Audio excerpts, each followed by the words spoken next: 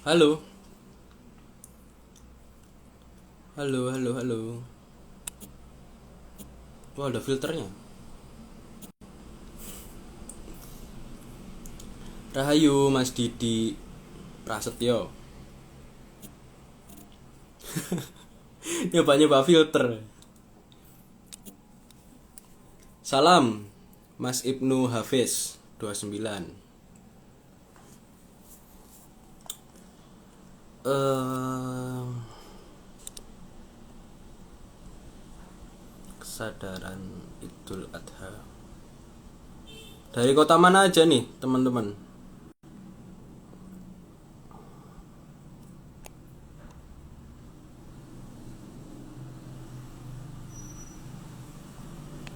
Meditasi bareng.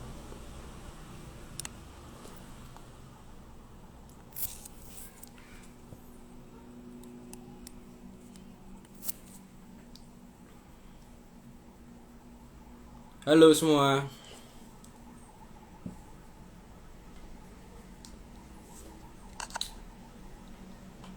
Jakarta, Mas. Oke.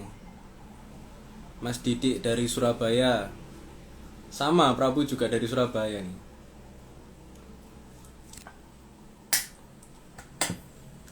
Cuman di Surabaya itu lagi ningkat kasus corona ya.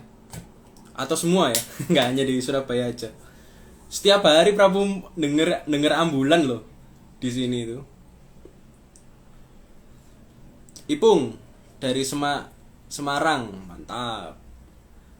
Aswar dari Sulsel, wah, Sulawesi Selatan, jauh ya.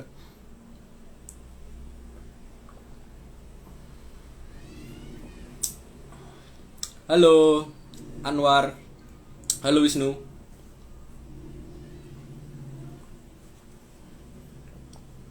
Ini G Live yang ke berapa ya? Yang kelima kayaknya. Teman-teman bisa lihat IG Live yang lain di channel YouTube-nya Toporoso.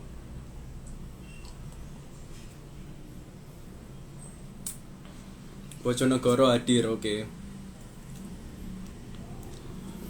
Parno semuanya. Iya, zaman sekarang berita negatif itu banyak banget, teman-teman. Jadi kita yang harus ngefilter. Jadi setiap hari itu kalau membuka sosial media itu beritanya negatif tok isinya. Bogor, siap. Halo Gusti dari Bogor. Oh ya, nanti buat yang ketinggalan live-nya bisa nanti aku simpen di YouTube Toporoso ya.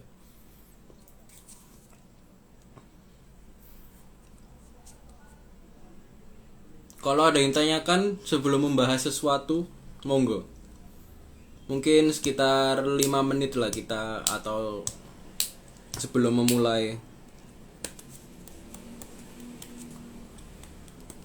Enak ya pada libur ya. Ada yang nggak libur nggak?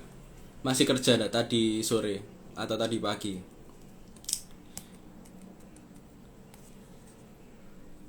Atau ada yang capek nih habis bantu-bantu di desa atau di kampung buat apa? Nyembelih kurban. Tema kita sekarang adalah kesadaran Idul Adha ya. Ada istilah kesadaran Idul Adha ya.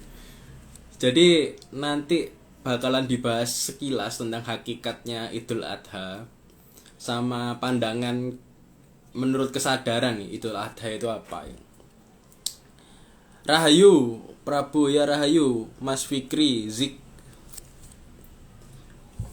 Halo, salam Edwin,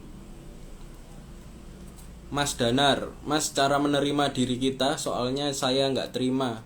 Umur masih muda tapi dosaku banyak. Ya ya ya. Cara menerimanya itu jangan takut dosa sebenarnya.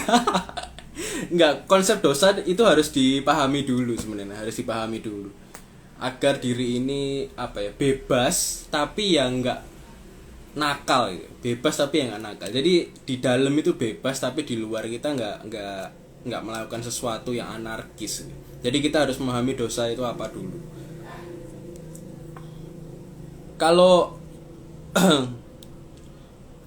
nyembelih mantan Prabu Zarwodan ya. Oke, untuk Mas Danar nanti coba tanyakan lagi ya nanti waktu habis dibahas, karena mungkin di dalam pembahasan ini ada yang kamu tanyakan Mas Danar. Mas Ibnu, tolong ceritakan kisah Idul Adha ini dalam kesadaran. Ya, ini akan aku ceritain ya. Mbak Nene, Linda, halo. Mas Benefit, halo. Mas Hiba 666. Waduh. Ini pengikutnya Paman Coki ini 666. Kang jelasin keakuan diri. Oke, ini nanti akan dibahas di sini. Nanti waktu setelah dibahas ini kamu coba tanyakan lagi tentang pertanyaanmu ini ya. Mas Bodong, halo. Mas Sugeng Riyadi, halo. Oke, kita mulai ya. Kita mulai. Oke, aku buka. Bismillahirrahmanirrahim. Assalamualaikum warahmatullahi wabarakatuh. Salam semesta bagi kita semua. Semoga kita diberikan kesehatan, diberikan rasa syukur, diberikan rasa-rasa bahagia yang lain yang membuat kita survive ya di keadaan ini ya. Harus survive dong. Orang kesadaran masa nggak survive ya. Kita masih dibutuhkan oleh banyak orang, jadi kita harus survive. Sebelum masuk ke Idul Adha menurut kesadaran atau dalam kesadaran, kita harus tahu ceritanya sebenarnya. Mungkin teman-teman di sini yang lihat live ini atau ngelihat YouTube ini, nanti akan di-share di YouTube juga ini.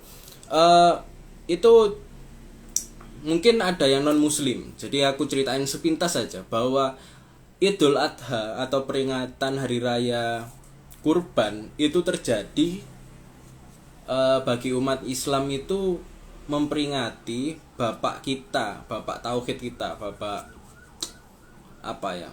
Kalau kata orang-orang bapak agama, maksudnya bapak yang menemukan ketuhanan gitu.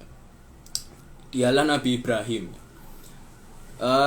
Jadi kalau di Kristen ya teman-teman, di Kristen itu yang jadi perbedaan cabangnya ada di Nabi Ibrahim. Jadi ada, kalau di Kristen itu dia menganut jalur entah itu Ishak atau Ismail. Di Islam kita menganut Ismail gitu. Nah, awalnya nih Nabi Ibrahim itu nggak punya anak, lama banget nggak punya. Terus dia berdoa kepada Allah, kepada Tuhan, bahwa berikan aku anak, berikan aku sebuah momongan dan sebagainya. Akhirnya diberikan seneng, Nabi Ibrahim seneng. Pokoknya waktu-waktu bersama Ismail lah pokoknya. Kalau ada TikTok mungkin dia main TikTok sama Ismail ya. Ada Instagram dia share foto-foto semuanya bersama Ismail ya mungkin ya. Kalau dulu ya, tapi karena dulu nggak ada TikTok dan nggak ada foto-foto itu, jadi bermain aja. Oke, terus habis itu setelah beberapa waktu sampai Ismail itu beranjak menjadi remaja, Nabi Ibrahim bermimpi diperintahkan Tuhan untuk menyembelih anaknya sendiri. Terus Nabi Ibrahim kaget dong. Kok mimpi menyembelih anaknya? Padahal anak-anak ini adalah anak yang aku sayang nih. Aku udah TikTokan bareng loh sama dia. Aku udah foto-foto di tempat wisata bareng di Instagram. Kalau misalkan ya teman-teman, itu di era sekarang ya. Nah, akhirnya ya udah, terus saking bingungnya akhirnya Nabi Ibrahim coba diskusi dulu sama si Nabi Ismail ini. Mau nggak kamu sembelih, kamu aku sembelih dan sebagainya gitu ya. Terus Ismail menjawab bahwa kalau itu kehendaknya beliau Sang Maha itu, maka ya lakukan aja, saya ikhlas gitu. Nah, kepasrahan itu yang membuat Nabi Ibrahim itu kuat gitu ya, kepasrahan Ismail. Mungkin kalau di zaman anak sekarang itu nggak ada ya. Jadi apaan sih, sembelih aja. Kayak emosi sendiri ya. banyak anak yang menentang orang tuanya mungkin di zaman sekarang ya. Jadi itu nggak akan terjadi zaman sekarang teman-teman. Oke, terus habis itu waktu hari H tiba, akhirnya Nabi Ibrahim menyembelih si Nabi Ismail itu. Nah, ketika disembelih atau entah itu sebelum atau sesudah ya teman-teman. Ini karena ada banyak versi di Islam juga. Akhirnya Gusti Allah turun dan berkata bahwa engkau lulus ujianku, ujian yang tadi ya teman-teman, yang memasrahkan diri. Akhirnya Nabi Ismail yang saat itu di genggamannya Nabi Ibrahim itu berubah menjadi domba. Nah itu versi Islamnya itu teman. Nggak tahu kalau versi yang lain gimana, nggak tahu. Mungkin bisa dipelajari juga. Nah itu untuk teman-teman non Muslim, kalau Idul Adha ini memperingati sebagai apa sih? Nah kayak gitu. Nah untuk membahas Idul Adha nih ya, untuk membahas Idul Adha menurut kesadaran, sebenarnya ini sudah dibahas sedikit di tasawuf ma'rifat, namanya keilmuan tasawuf ma'rifat, yaitu sebuah keilmuan di mana kita mempelajari atau mengenal Allah, mengenal Gusti Allah itu siapa. Karena ya seperti yang di postingan Toporoso sebelumnya, bahwa Allah itu hanya nama, kita hanya taunya itu nama, hanya kulitnya, kita nggak tahu siapanya dan kita nggak tahu kenapa dan bagaimananya. Jadi kalau di tasawuf kita mempelajari itu. Di Islam ada keilmuan khusus yang bernama tasawuf. Nah, ma'rifatnya itu apa? Ma'rifat itu dalam bahasa Arab itu teman-teman. Kalau di bahasa Indonesia kan itu mengenal, proses mengenal. Jadi ma'rifatullah, mengenal Allah gitu ya. Mengenal misalkan ma'rifat pulpen ya, mengenal pulpen ya, kayak gitulah teman-teman. Itu bahasa yang nggak sakral sebenarnya, itu bahasa keseharian aja. Nah, itu kalau aku ibaratin ya, itu seperti buah degan, buah kelapa. Itu kalau teman-teman non muslim melihat orang-orang muslim yang lagi sholat, puasa dan sebagainya, itu hanya melihat kulit kelapanya aja sebenarnya. Ada suatu ilmu di mana kita itu juga mempelajari cara meminum isi kelapanya. Jadi kalau makrifat itu cara minum isinya. Jadi kalau di Islam, teman-teman yang mungkin non muslim di sini ada 4. Syariat, thoriqoh, hakikat sama makrifat. Nah, 4 ini ada di kelapa itu tadi, teman-teman. Isi kelapanya atau air kehidupan dari kelapanya itu makrifat. Seperti itu. Itu gampangnya aja. Nah, sebenarnya keilmuan ini itu ada di setiap agama. Kalau di Hindu itu ada namanya Bhairawa Tantra. Jadi Bhairawa Tantra itu di Hindu juga sama kayak tasawuf ma'rifat. Dia mempelajari jati diri juga, mempelajari bagaimana hakikatnya makna dari diri kita sendiri. Nah, sebenarnya tantra itu bukan soal seks ya teman-teman ya. Banyak orang yang menganggap tantra itu soal seks ya. Jadi kalau mau belajar tantra kita harus tahu istilahnya dulu, tantra itu apa, terus dan sebagainya. Jadi nggak langsung meloncat ke seks ya teman-teman. Karena tantrayana memang ada sebuah teknik agung, teknik tertingginya itu berupa seks. Cuman nggak melulu tentang seks sebenarnya. Mungkin kalian bisa baca nih di sini di tantra ini. Prabu ada di Tokopedia Toporoso. Ini bisa kamu dapetin. Di sini bahas tentang tantra yang sebenarnya tantra sebenarnya. Jadi nggak melulu tentang seks ya teman-teman ya. Oke. Tadi sampai mana tadi? Oh ya, tadi sampai pengertian di tasawuf ma'rifat bahwa kita bisa maknai Idul Adha itu adalah membunuh sifat kebinatangan di dalam diri manusia. Jadi ketika kita membunuh sapi nih, kita membunuh sifat sapi di dalam diri kita ya teman-teman. Jadi ada di dalam diri kita itu ada monyet, ada sapi, ada apalagi ular, ada kambing dan sebagainya, itu banyak teman-teman di dalam diri kita. Nah, makna dari itu adalah untuk kita mengenali sifat-sifat kita lalu kita bunuh. Itu yang ada di tasawuf ya. Memaknainya seperti itu, membunuh sifat kebinatangan di dalam diri, gitu ya. Oke, tapi untuk kesadaran, ya sama kayak gitu tapi kita agak sedikit berbeda gitu ya. Agak sedikit berbeda. Di kesadaran sekarang gini teman-teman, kita harus luruskan dulu ya sebelum kita masuk ya. Jadi kalau menurut Prabu sendiri bahwa setiap agama itu mengajari soal kulitnya, itu mengajari soal kaku ya. Jadi tegang gitu ya, apa caranya kita bunuh dia. Ya apa caranya kita perangi, ya apa caranya kita macam-macam. Karena apa? Karena memang ketika agama itu terbentuk, itu budaya di situ itu seperti itu. Budaya ekspansi wilayah menjajah itu hal yang biasa, hal yang lumrah. Makanya diucapkannya seperti itu. Padahal ya nggak seperti itu sebenarnya.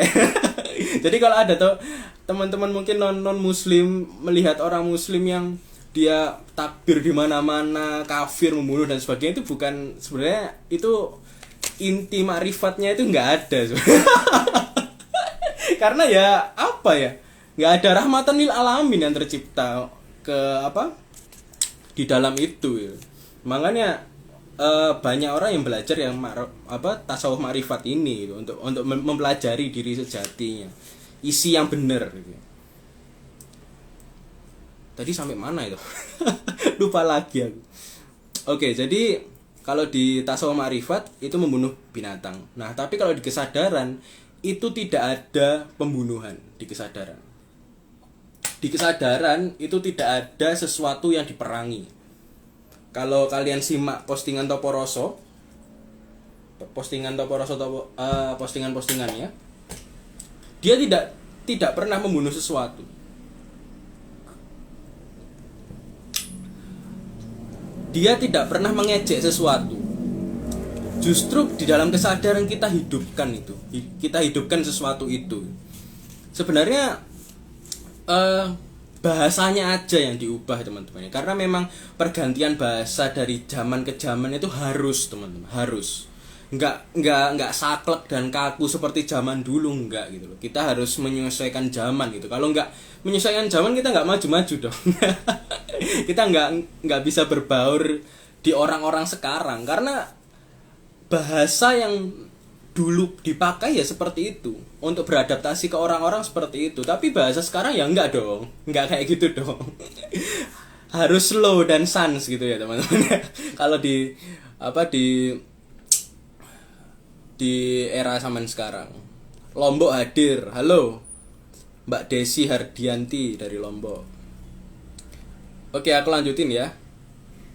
Bali hadir. Oke. Banyak sekali yang komen nih ternyata. Aku baru-baru tahu kalau bisa nyekrol. Oke. Kalau di kesadaran, sekarang gini, kita gampangkan aja bahwa ketika kita membunuh sapi ya, seret kita bunuh. Terus sapinya itu kan sebenarnya masih ada ya, berupa daging tuh. Ya enggak sih? Berupa daging. Nah, terus dari daging ini kita masak nih. Masak gulai dan sebagainya. Tapi sapinya masih ada enggak? Masih dong. Ya iya dong, masa itu ganti daging gajah. Ganti daging badak. Enggak dong. Sapinya masih ada. Ketika kita makan gulai, kita makan sate misalkan, atau soto atau apalah, sapinya masih ada nggak di sini? Ya masih dong. Masa ganti daging yang lain? Iya nggak? Nah, ketika semua itu sapi gitu ya, maka sebenarnya nggak ada pembunuhan sapi sebenarnya. Kita membunuh sapi itu sebenarnya mustahil, karena sapi itu hanya bertransformasi ke bentuk lain gitu. Nah, jadi kalau di dalam kesadaran kita menyebutnya transform, kontinuitas gitu ya. Jadi sesuatu yang berlanjut dan dia berubah gitu. Tapi berubahnya tidak menghilangkan esensi yang awal gitu. Itu dalam kesadaran. Jadi kesadaran itu nggak ada pembunuhan, nggak ada peperangan gitu ya. Jadi harus ditransformasikan, bahasanya seperti itu. Ini dari Kevin nih. Esensi berkurban adalah sabar dan ikhlas karena setiap dari kita akan diuji dengan apa yang kita cintai. Oke. Nah, ini kita akan bahas lagi juga tentang ini. Makasih Kevin udah dipantik ya. Soalnya Prabu itu butuh pantikan teman-teman. Kalau kayak gitu suka lupa aku. Reinkarnasi ya, kata Friendly. Sebenarnya iya sebenarnya proses reinkarnasi itu bukan saat kita mati nanti ya, tapi setiap saat kita bereinkarnasi untuk diri kita. Kita melenceng dikit aja teman-teman ya. DNA leluhur, misalkan nih, mbah kakekku namanya Budi ya. Misalkan kakekku namanya Budi, ayahku namanya Andi. Mbah Budi, nah, kakek Budi ini meninggal. Tapi apakah kakek Budi ini hilang? Enggak.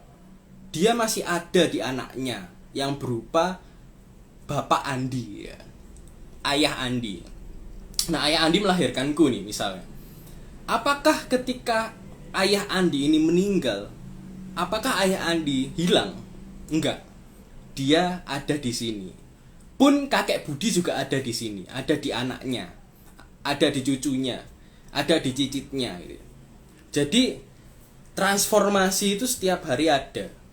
Dan setiap orang meninggal, ia sebenarnya nggak meninggal, teman. Kalau di kesadaran itu pandangan tentang kematian itu sebenarnya berbeda. Karena itu hanyalah transformasi bentuk aja. Transformasi energi yang ada di dalam. Itu ya. Seperti sapi tadi. Kita kembali ke idul adha, biar nggak melenceng kemana-mana ini Prabu. Seperti sapi tadi. Sapi ketika disembelih tadi ada sapinya, ada. Ketika kita potong-potong jadi kecil-kecil daging dan sebagainya, ada sapinya nggak? Ada, tetap ada sapinya. DNA sapi di situ ada. Ketika kita makan, apakah DNA sapi juga ada di situ? Ada. Semuanya ada. Walaupun kita buang pun sisa makanan itu, tapi tetap ada sari-sari sapi yang ada dalam diri. Dan sapi itu nggak akan hilang. Makanya konsep membunuh dan memerangi itu sebenarnya kalau di kesadaran itu nyaris nggak ada. Nggak ada sesuatu yang dibunuh dan nggak ada sesuatu yang diperangi. Oke, itu ya. Itu menyinggung konsep reinkarnasi dikit tadi ya. Mungkin teman-teman, nah ini promosi lagi teman-teman. Kalau mau membahas DNA reinkarnasi ada di sini. Di Biology of Belief. Ini membahas DNA reinkarnasi. Udah ada di Tokopedia atau Poroso. Oke, lanjut. Ya, promosi aja Prabu ini. Oke, lanjut. Coba kita ibaratin sapi itu adalah nafsu. Sapi itu nafsu misalkan. Jadi selama ini ya teman-teman ya. Ketika kita membunuh nafsu, sebenarnya nafsu itu tetap ada di sana. Dia hanya bertransformasi menjadi nafsu baru. Contoh ya, misal.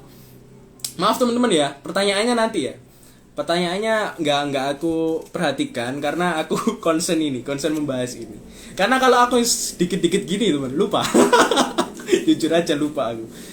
Oke, aku lanjut ya. Jadi nafsu itu hanya bertransformasi. Contoh, misal kamu nafsu misal pengen maksiat gitu ya, pengen apa ya, nafsu sange misal. Kok sange ya, pikiranku kok ya nggak ada contoh lain gitu ya teman-teman ya. Jadi nafsu seks misalkan, nafsu seks. Kita coba sholat misal, kita coba pergi ibadah dan sebagainya, nafsu itu akan hilang, nafsu seks itu akan hilang ya. Tapi sebenarnya nafsu seks itu tetap ada. Tetap adanya sebagai bentuk apa? Bentuk kreativitas kita keluar. Jadi energi seks itu tetap ada di dalam tubuh kita.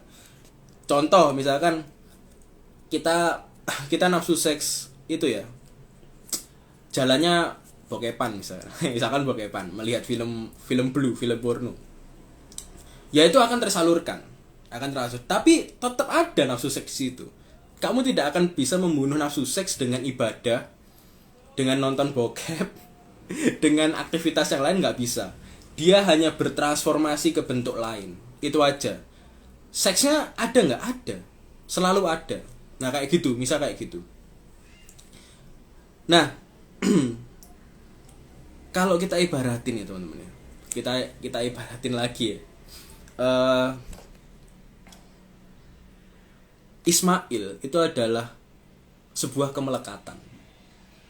Misal kita ibaratin Nabi Ismail adalah kemelekatan gitu ya. Sesuatu yang melekat di Nabi Ibrahim. Misal kita ibaratin seperti itu.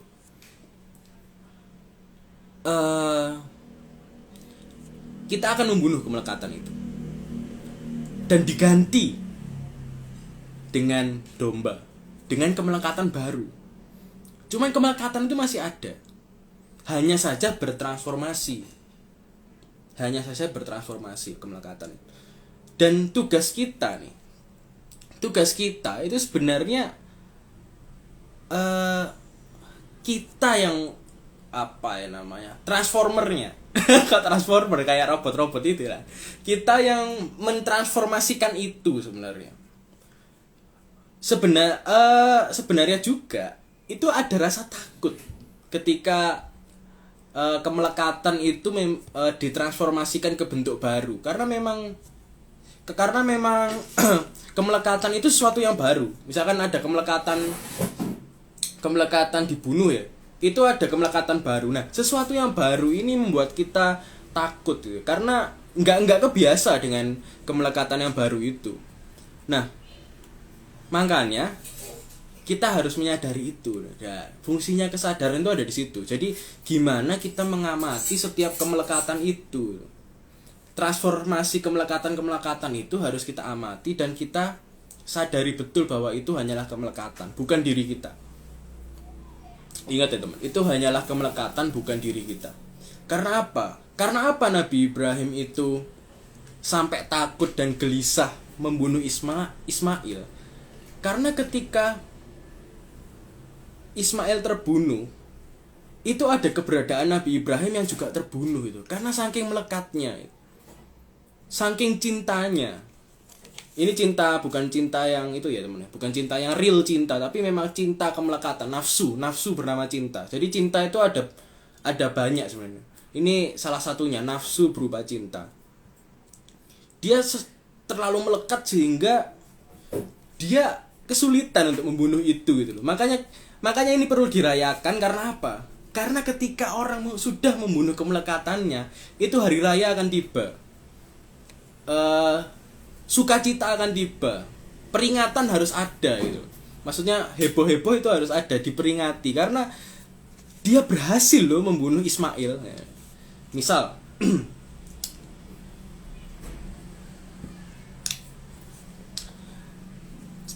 ini adalah Ismailku. HP apa ini? Xiaomi. HP Xiaomi ini ada Ismailku. Karena apa? Karena aku beli dengan jerih payahku sendiri. Oke? Aku miliki nih HP ini. Ini adalah Ismailku. Ketika HP ini dirusak temanku, apa yang terjadi denganku? Gelisah. Rasanya nggak terima. Aku pengen banting HP-mu juga kalau bisa. Masa HP-ku ini loh. Ini tuh aku tabung, terus aku belikan HP itu ya untuk komunikasi dan sebagainya, terus kamu rusak begitu saja. Ini Ismailku. Paham ya maksudnya? Kemelekatan. Misalkan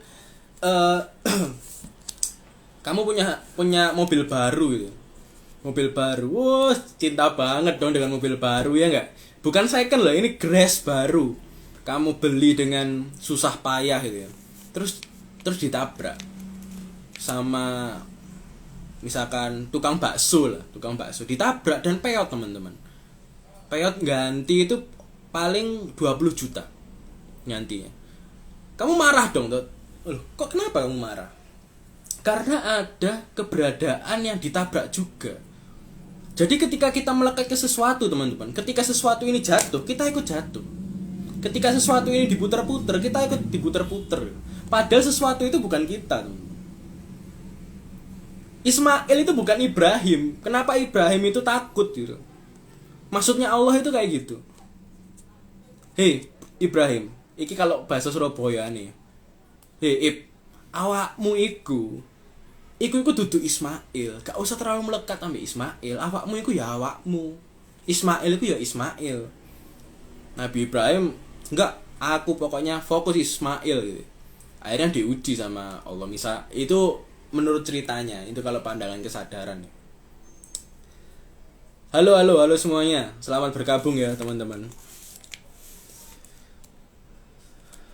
Nah, apalagi nih? Aku udah nyatet sebenarnya teman-teman. Nah, lalu apa yang dilakukan Nabi Ibrahim saat mau membunuh Ismail dan digantikan oleh domba? Ternyata dia pasrah dan ikhlas menerima itu. Dan apa ya? Pasrah itu sesuatu yang tanpa tujuan, teman-teman. Dimensi tanpa tujuan. Contoh ya, misal ya. Ini bukan pasrahnya Nabi Ibrahim ya. Misalkan aku pasrah agar, aku pasrah supaya, itu bukan pasrahnya Nabi Ibrahim. Pasrahnya Nabi Ibrahim pasrah, gitu aja, tanpa embel-embel. Dia tidak ada tujuan untuk dan tujuan supaya, tujuan agar, nggak ada. Pasrah ya pasrah. Kalau pasrah bertujuan itu bukan pasrah dong. Nah itu yang pertama. Terus ikhlas. Ikhlas adalah sifat merelakan. Sesuatu direlakan. Itu ikhlas. Tujuannya apa? Tujuannya merelakan. Udah itu aja. Bukan merelakan agar, merelakan untuk, merelakan supaya, enggak gitu. Merelakan aja. Oke ya. Jadi kita harus mentransformasikan Ismail yang ada di dalam diri kita. Seperti itu kalau konsepnya kesadaran. Ketika kita masih ada tujuan, teman-teman. Sebenarnya ini habis ini kita sesi tanya jawab ya. Tanya jawab ya. Ketika kita masih punya tujuan, itu bukan pasrah. Itu hanyalah transaksi dagang.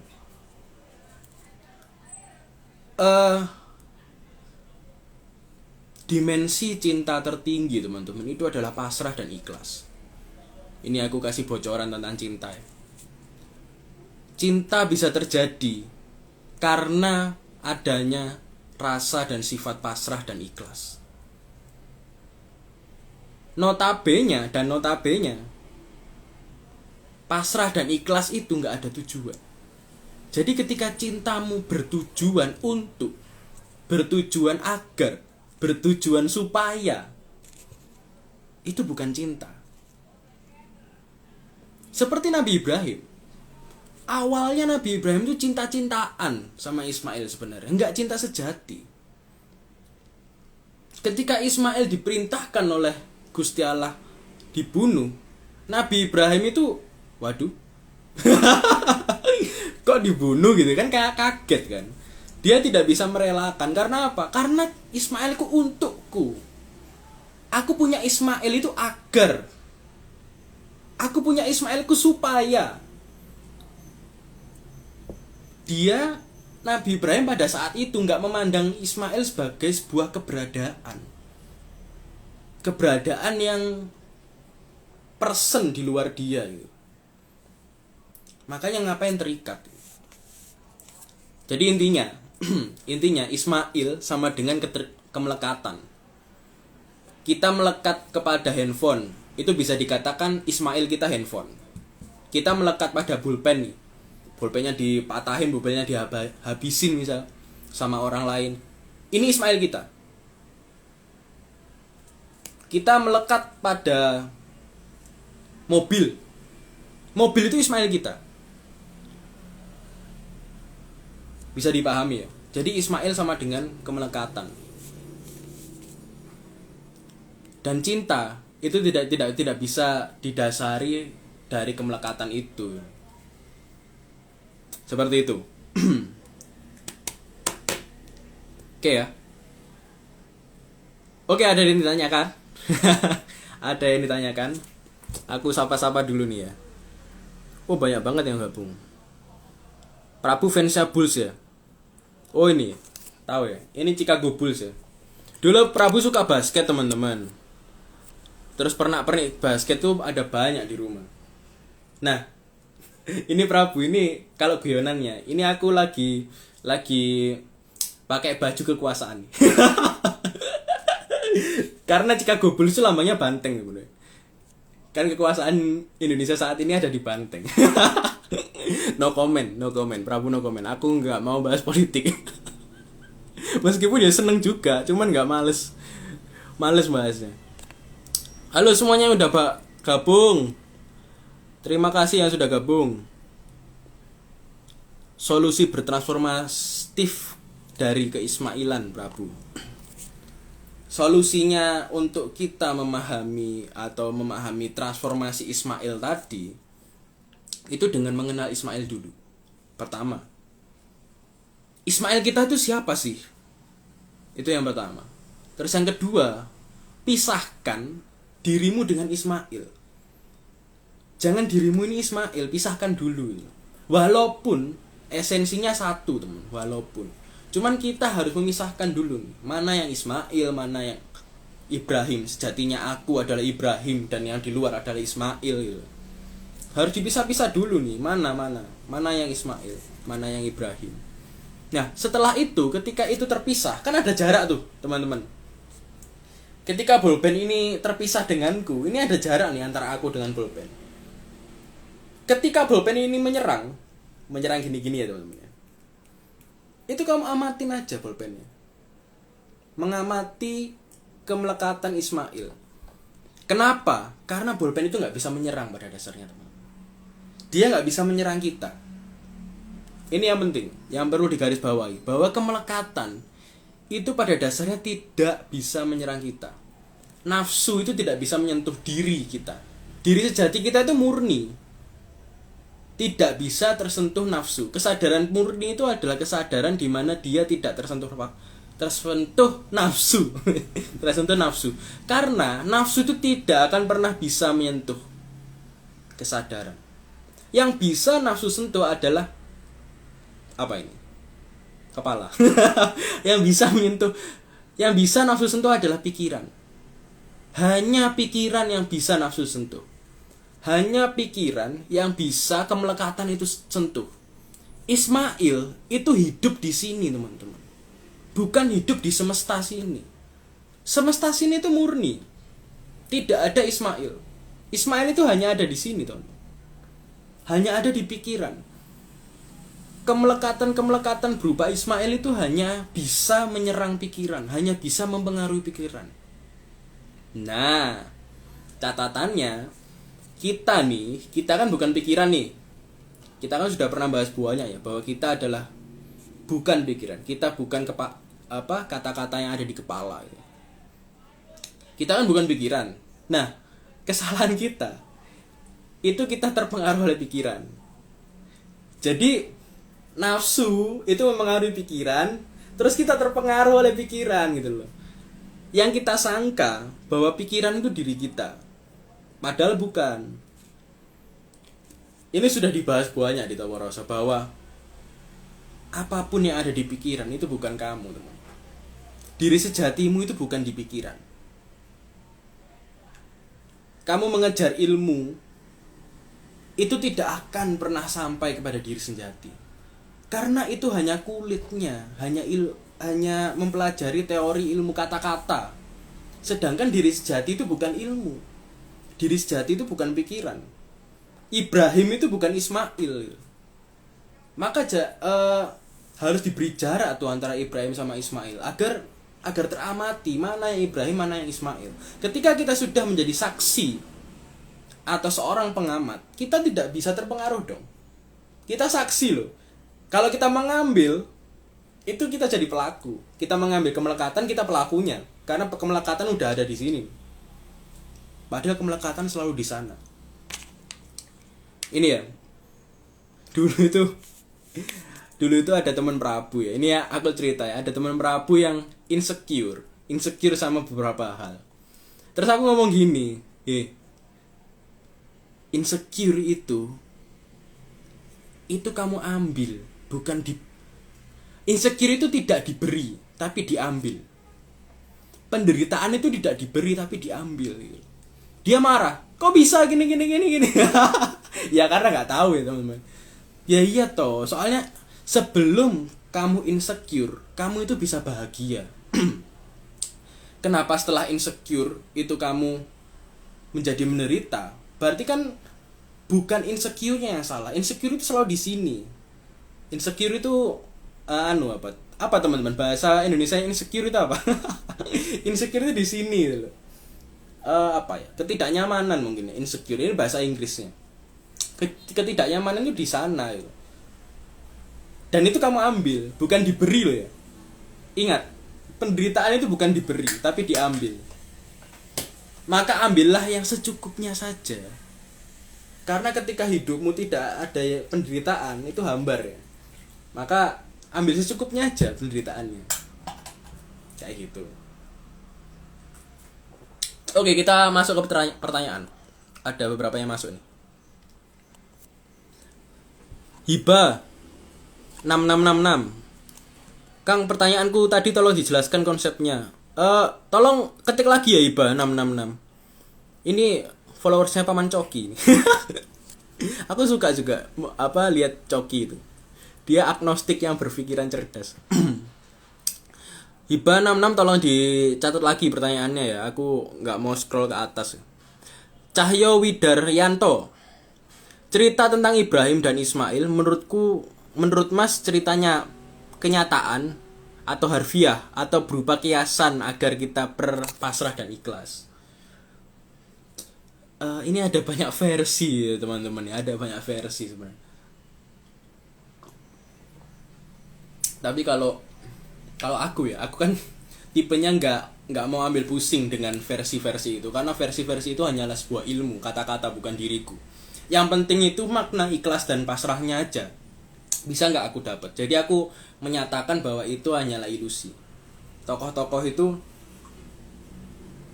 meskipun ada di sejarahnya, cuman bagiku itu adalah makna kias yang luar biasa.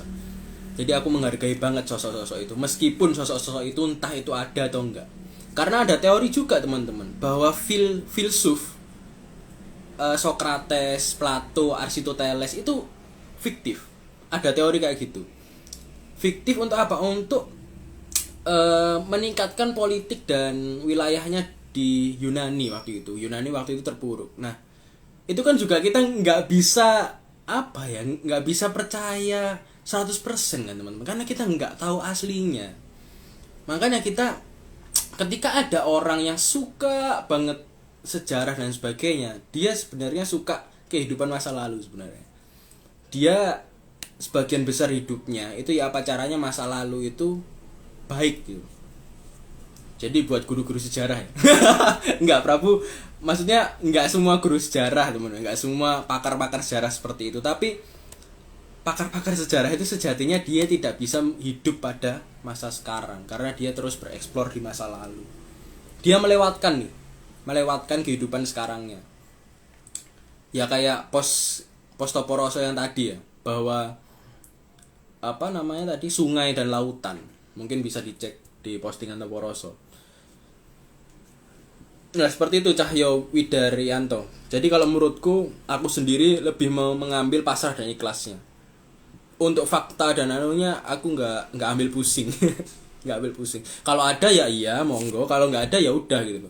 Nggak menyinggung keberadaanku. Aku tidak terlalu melekat dengan Ibrahim dan Ismail. Cerita Ibrahim dan Ismail itu tidak melekat kepadaku. Cerita Muhammad pun itu tidak melekat kepadaku. Jadi ketika cerita itu disinggung dan sebagainya, ya aku sebenarnya santai. Sebenarnya santai-santai aja. Cuman untuk orang yang menyinggung nih, itu ada motifnya enggak? Motifnya apa menyinggung kayak gitu? Karena cerita-cerita itu adalah sebuah cerita yang sangat luar biasa yang bisa kita maknai. Kenapa kamu tiba-tiba menyalahkan cerita itu ada apa gitu. Kita ajak ngobrol aja santai. Kalau dia masih kekeh, oh ya udah gitu. Ya nggak usah ambil pusing teman-teman.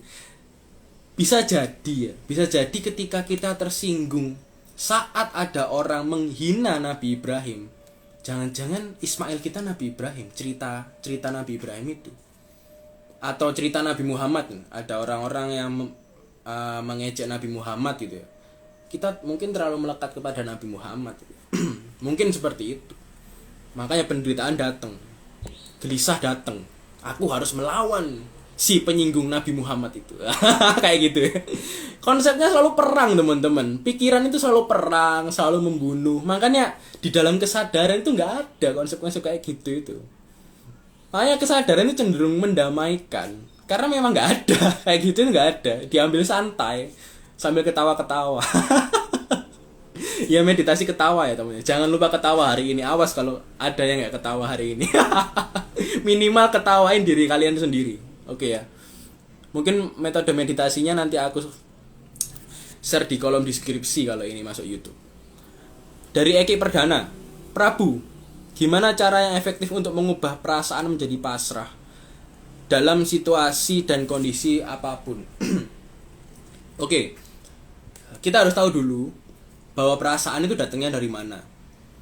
Misal perasaan bahagia gitu ya. Perasaan bahagia, bunga, happiness datang nih. Ini kita harus tahu tuh asal perasaan ini dari mana. Ternyata asal perasaan ini dari sini juga, dari pikiran. Jadi informasi masuk nih teman-teman ya. Informasi masuk di pikiran terus diproses di perasaan. Nah, informasi masuk berupa pikiran itu dimanifestasikan atau diekspresikan lebih lanjut itu di perasaan. Makanya perasaan itu berasal akarnya dari pikiran. Akarnya juga dari luar. Jadi perasaan itu bukan dirimu. Ingat ya, rasa bahagia, rasa gelisah itu bukan dirimu. Karena itu dari luar, dari informasi yang masuk. Dirimu adalah yang di dalam, bukan yang di luar. Oke, ketika perasaan emosi itu ada pikiran A dan pikiran B berbentrokan. Misalkan ada orang yang memahami bahwa filsafat Nabi Muhammad misalnya. Terus aku memahami filsafat Buddha. Terus kita debat nih. Konsepnya selalu sama. Filsafat selalu memberdebatkan sesuatu. Debat, kita saling bunuh, kita saling serang gitu ya. Kita saling menghindar juga gitu ya. Nah, tapi ada momen di mana emosi itu timbul. Karena apa? Karena ada gesekan. Gesekan pikiran A dengan pikiran B. Gesekan. Sebenarnya sama. Ada Ismail A dan Ismail B yang bergesek.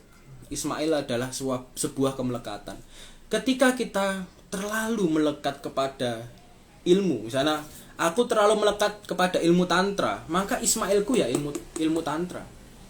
Aku melekat kepada ilmu kesadaran ini, ya Ismailku adalah ilmu kesadaran. Makanya banyak orang yang menghujat juga ilmu kesadaran, dan aku ya fine-fine aja. Karena dia bukan diriku. Kamu bukan Ismailku. Kayak gitu. Terus cara efektifnya gimana? Sebenarnya cara efektifnya yaitu tadi, dengan melakukan mengamati perasaan itu, bahwa dia itu bukan diri kita.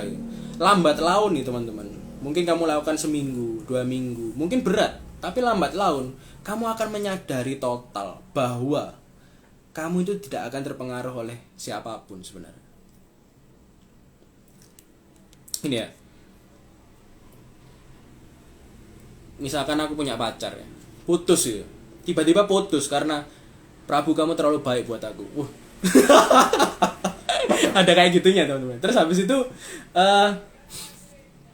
ya udah aku galau, aku nangis, misal aku stalker dia, pokoknya kayak jomblo ngenes gitu ya.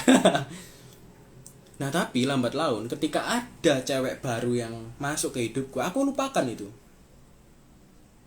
Penderitaan itu seakan-akan hilang, pergi. Karena ada pikiran lain yang datang, Ismail lain yang datang. Ketika Ismail berupa misalkan pacarku Maria gitu ya. Ketika Ismail berupa Maria ini memutuskan diriku ini, kan aku saking melekatnya kepada Maria ini ya, akhirnya ketika dia ngomong putus, waduh, apalagi putusnya nggak jelas ya alasannya, kamu terlalu baik. Terus aku harus bagaimana, jadi bad boy? Misalkan kayak gitu ya. Nah, terus habis itu Ada siapa nih? Tania ya kan. Aku ngawur aja. Aku pinjem nama Tania ya dan Maria ya di sini ya. Mungkin ada nama Maria dan Tania di sini. Ada Ismail bernama Tania yang datang dan aku terpikat oleh kemelekatan Ismail itu. Tapi ketika Tania itu memutuskan diriku, itu juga sama teman-teman. Aku akan mencari kemelekatan baru, cewek baru. Itu lingkarannya lingkaran setan. Selalu seperti itu, berputar seperti itu. Nggak ada habisnya. Terus kapan habisnya? Habisnya ketika kamu menyadari bahwa kamu itu bukan Ismail. Ketika kamu menyadari bahwa kamu itu bukan kemelekatan, bukan kata-kata, bukan Tania. Kamu itu bukan Tania loh, kamu itu bukan Maria. Kayak gitu. Jadi cara efektifnya ya memang dengan bersaksi, mengamati, dengan bersyahadat akan Ismail itu. Kayak gitu ya. Ini aku sebut syahadat karena memang konsepnya bersaksi. Karena kan aku bersaksi kalau syahadat ya. Dalam Islam ya, mungkin teman-teman non muslim di sini. Danar Rahardian 7. Tadi hakikat dosa bagaimana kak? Soalnya saya masih remaja kelas 1 SMA, sudah melakukan dosa yang besar dan merasa kalah sama nafsu dan susah move on. Kepikiran dosa terus lama-lama bisa depresi mas. Waduh. Ini remaja yang ini biasanya dosa-dosa remaja ini melakukan hubungan seks. Apa nih dosa remaja? Dosa nggak apa-apa teman-teman. Gini.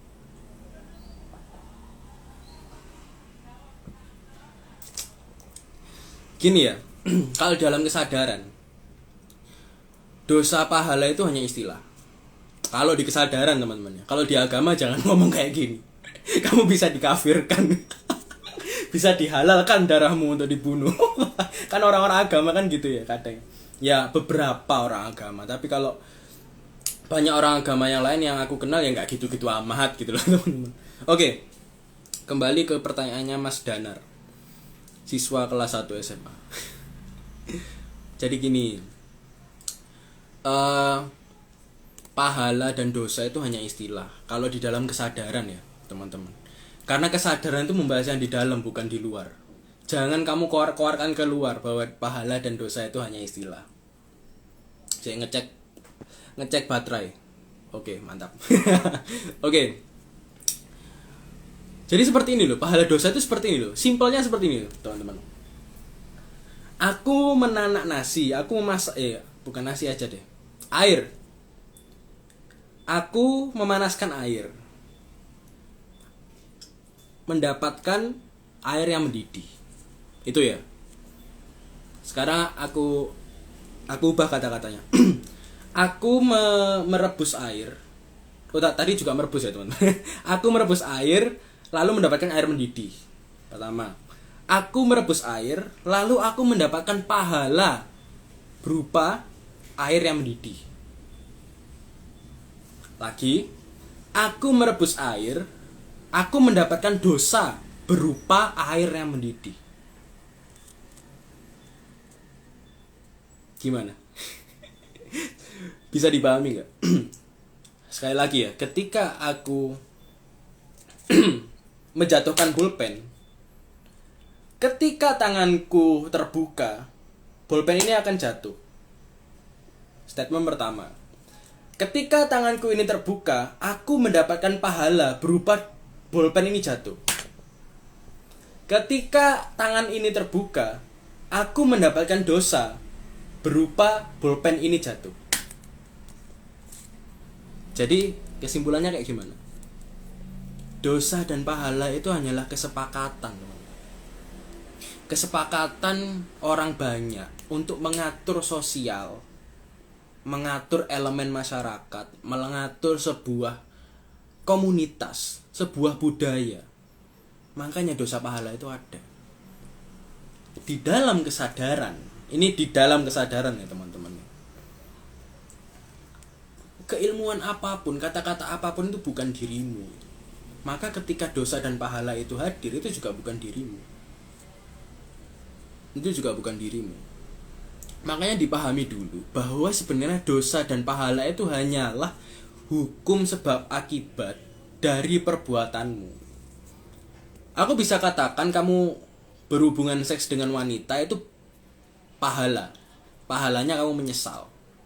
Atau aku bisa berkata juga kamu berhubungan seks dengan wanita dosanya juga menyesal. It's depend on your mind. Itu tergantung dirimu, tergantung pikiranmu. Dan ini perlu digarisbawahi. Ini perlu digarisbawahi bahwa ketika aku ngomong gini, bukannya aku mengajak untuk tidak bertanggung jawab ya. Itu bukan aku mengajak tidak bertanggung jawab, tapi kita coba selami konsep dosa dan pahala itu kayak gimana. Oh, ternyata itu hanyalah istilah yang mengistilahkan sebab akibat. Nah, tapi perlu digarisbawahi bahwa sebab akibat itu harus diselesaikan, kita harus hadir untuk menjawab itu. Kalau kita lari, ya kita bukan orang berkesadaran. Orang berkesadaran itu penuh tanggung jawab loh teman-teman. Jangan salah. Jadi ketika memahami semuanya hanyalah pikiran dan sebagainya, tapi mereka berkelakuan sebagai sosok yang bertanggung jawab juga. Itu yang perlu digarisbawahi ya. Jadi aku bukan mengajakmu untuk tidak bertanggung jawab dengan dosa. Ya lakukan apa yang terbaik untuk menjawab itu. Tapi jangan sampai konsep dosa dan pahala itu meremukkan dirimu. Yang pertama harus disembuhkan itu dirimu, bukan masalahnya. Karena ketika kita berusaha menyembuhkan masalah, dan terus dirinya gimana? Remek gitu. Wong dirinya loh yang orang kita kok yang menghadapi masalah, masa kita nggak disembuhkan dulu? Logikanya kan gitu. Kita harus menyembuhkan diri dulu. Bahwa apa? Bahwa kita harus memahami bahwa konsep dosa dan pahala itu adalah hukum sebab akibat yang diciptakan oleh yang disepakati oleh banyak orang. Nah, ketika kita sudah meyakini ini, maka kita akan mudah menghealing diri kita, akan mudah untuk menyembuhkan diri kita dulu gitu. Terus habis itu kita siap untuk bertanggung jawab. Itu yang bisa aku sampaikan ya kepada pertanyaan tadi. Masalahnya nggak perlu di-share di sini, itu masalahmu, itu tanggung jawabmu. Tapi yang perlu diingat, kamu harus sembuh dulu, baru kamu sembuhkan masalahmu. Itu sih. Dan sadari bahwa kamu itu bukan masalah, kamu itu nggak tersentuh oleh masalah. Jadi kamu itu sebenarnya bersih gitu. Hanya informasi-informasi di pikiran aja yang membuat kita seakan-akan kotor, padahal kita selalu bersih. Oke, lanjut. Pertanyaan berikutnya. Salam semuanya ya, teman-teman. Oke, dari Hiba 666 tadi ya. Konsep kelapisan keakuan diri hijab yang menutupi tidak bisa bertemu Allah. Jelasin detail Kang, terima kasih. Minum dulu. Prabu ini mengistiqomahkan minum air hangat ya teman-teman ya. Karena di masa pandemi ini air hangat, kadang Prabu ngerebus jahe air rebusan jahe dan sebagainya itu untuk meningkatkan imun teman-teman. Meskipun kesadaran kita di dalam, tapi kita harus mengurusi organ-organ kita juga. Oke. Tentang hijab ya. Ya sama sih sebenarnya konsepnya hijab. Itu sama, bahwa hijab itu berasal dari Ismail, makanya harus dibunuh. Kalau kamu pernah dengar nggak? Mungkin kalau di Quran atau di mana, aku lupa sebenarnya. Entah itu di Quran atau di hadis atau di ucapan guruku sendiri, aku lupa. Pokoknya guruku pernah mengutip ini, bahwa Gusti Allah itu pernah ngomong ke salah satu nabi, mungkin Musa, aku seingatnya Musa, kalau pengikutmu ingin sampai kepadaku, maka penggalah kepalanya. Agak sadis itu. Ya karena itu apa ya, bahasa bahasa zaman dulu ya, membunuh. Nah, hijab atau pikiran atau Ismail itu ya ada, ya diibaratkan kepala, makanya dipenggal gitu. Harus dibunuh itu, harus ditransformasikan ke sesuatu hal. Nah, konsep lapisan-lapisan keakuan ini itu apa ya? Banyak sebenarnya teman-teman. Itu banyak sih. Kalau aku nyebutin beberapa hal itu juga kurang pas. Karena apa? Karena kamu akan teridentifikasi oleh hal itu. Misalkan aku ada keakuan yang bernama A gitu ya.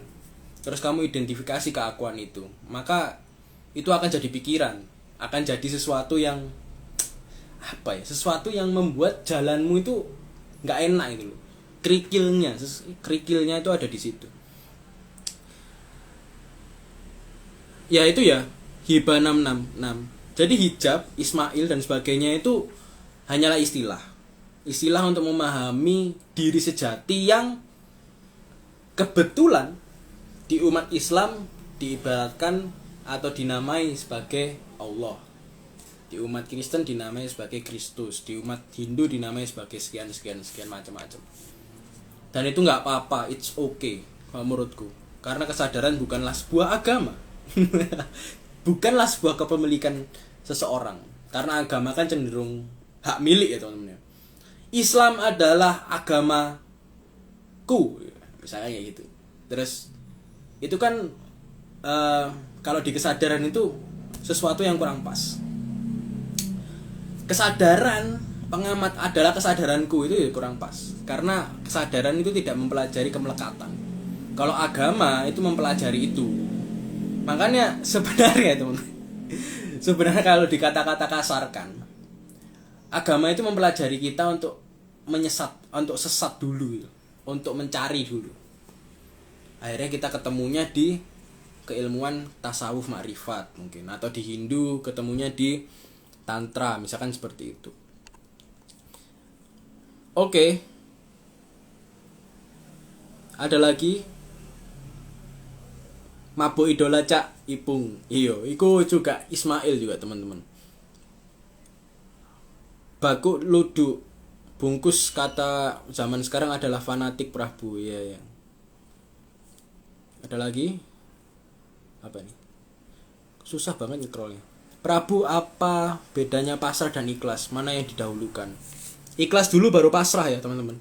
Ikhlas itu adalah melepaskan, pasrah itu adalah berhenti mengharapkan. Itu ya. Misal nih aku punya bolpen nih. Ini kan melekat kan sebelumnya. Itu aku ikhlaskan, aku lepaskan. Dan aku pasrah. Itu ya. Jadi antara pasrah dan ikhlas itu sesuatu yang sebelumnya dimiliki terus dilepaskan. Alhamdulillahirrahmanirrahim.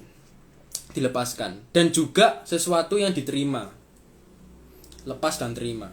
Dimensinya lepas dan terima kalau ikhlas. Kalau pasrah dimensinya berhenti, stop.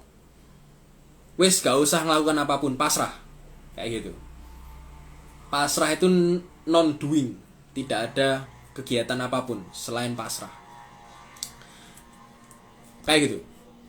Mas Ito Wirawan, tadi pertanyaan dari Mas Ito Wirawan. Ada lagi? Rahayu Sukisto JR. Rahayu. Wakum BS. Wakum BS. Terus kalau karma gimana Prabu? Sama. Karma itu juga sama, istilah itu. Karma itu hukum timbal balik. Gini loh.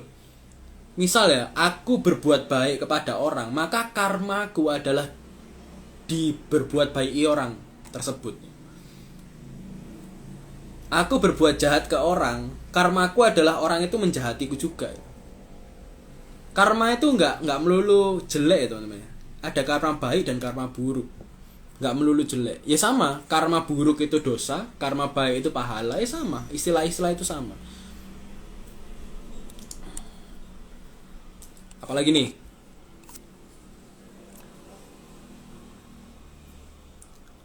Ayam Broiler, kelas 1 SMA sudah nonton filsafat, keren, diterapkan bahasanya agak berat, tapi inilah kedamaian. Iya. Mohon bersabar ya teman. Dulu ya Prabu pertama kali belajar tasawuf ma'rifat itu di SMA kelas 2. Kalau teman-teman pengen tahu. Jadi sebenarnya masa-masa SMA, masa-masa 17 tahun ke atas itu sebenarnya masa-masa dimana kita itu memulai mencari diri kita. Makanya umur 17 itu sudah balik ya, sudah dianggap dewasa. Dewasanya mungkin belum mateng, tapi dewasa masih ada benihnya. Makanya benih itu harus dicari.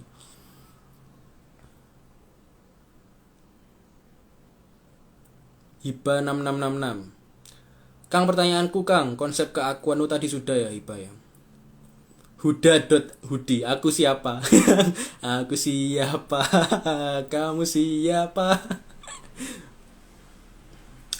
Jarwodan, kopi hitam meningkatkan imun Prabu. Bisa, cocok. Ada penelitiannya juga kopi hitam itu. Udah nggak ada lagi yang bertanya? Udah berapa jam ini? Udah 1 jam ya. Cukup ya teman-teman ya. Ini ada pertanyaan juga dari Kis 5758. Mas, kenapa aku masih takut sama demit? Sebenarnya apa ya, kalau demit itu ya sama. Ketakutan itu tetap berasal dari apa? Dari kondisi kamu tidak terbiasa untuk melihat sesuatu itu. Makanya orang-orang paranormal atau dukun-dukun itu biasa lihat demit karena apa? Karena dia sudah terbiasa, nggak takut lagi. Maka ketakutan itu perlu biasa. Jadi teman-teman, yang pas untuk diutarakan itu bahwa waktu itu akan menyembuhkanmu. Hanya waktu yang menyembuhkanmu. Karena itu perlu waktu teman-teman. Depresi menjadi sebuah kedamaian, ketenangan itu perlu waktu. Nggak bisa ujuk-ujuk. Nggak bisa tiba-tiba langsung. Oh ini, nggak bisa kayak gitu. Itu perlu waktu. Jadi harus disadari itu bahwa waktulah yang nanti akan menyembuhkanmu. Seperti itu ya.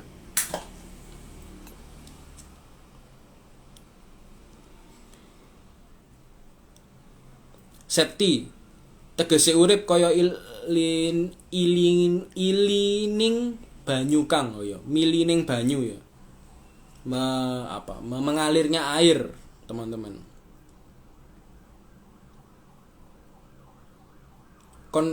Jagat bumi, konsep syukur yang mensyukuri dalam Ibrahim dan Ismail piye bro? Sudah tadi dibahas. Mungkin kamu ketinggalan. Ini akan di-share di YouTube Toporoso ya. Mungkin kamu bisa lihat di situ. Mahe, kau lihat hukumnya kasta negara ini gimana Prabu? Waduh, jangan bahas-bahas negara nih, bahas-bahas politik nih nanti. Oke, ada lagi pertanyaan? Ini banyak pertanyaan masuk. Pandangan jenengan tentang PPKM diperpanjang. Aduh, ini bahas politik ya teman-teman, jangan bahas politik ya.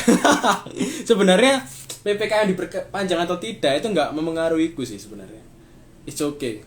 Ya mungkin mempengaruhi kalau aku jualan gitu ya, aku bakalan ya ekonominya akan ya, soalnya aku juga merasakan itu ekonomi bakal seperti itu. Cuma nggak kamu aja sebenarnya yang merasakan. Banyak orang yang merasakan. Mungkin segelintir orang nggak merasakan karena dia sudah kaya dari lahir ya. Cuman nggak kamu aja yang merasakan. Jadi kamu bukan sendirian teman-teman. Kesadaran menyadari banyak teman itu juga perlu. Karena itu untuk membangkitkan semangat kita, gairah hidup kita, survive kita. Ternyata kalau mau tanya itu ada di kolom sini teman-teman, di sebelah komentar itu ada tanda tanya, itu kamu ketik di situ. Krishna apa Semar Prabu? Aku Semar sih, aku senang Semar. Cuman percakapan Krishna sama Arjuna di Bhagavad Gita itu top sih. Aku senang seperti itu. Tapi falsafah Semar juga bagus banget. Jadi aku nggak bisa memilih nih. Karena pilihan itu selalu jatuh pada pikiran. Pikiran itu selalu memilih. Pikiran itu nggak bisa di tengah-tengah, teman-teman. Sifat pikiran itu tidak bisa di tengah-tengah. Dia selalu cenderung memilih mana A dan mana B. Dia selalu ekstremis dalam suatu pilihan. Dia selalu radikal dalam suatu pilihan. Makanya memilih itu adalah konsep pikiran sebenarnya. Oke ya.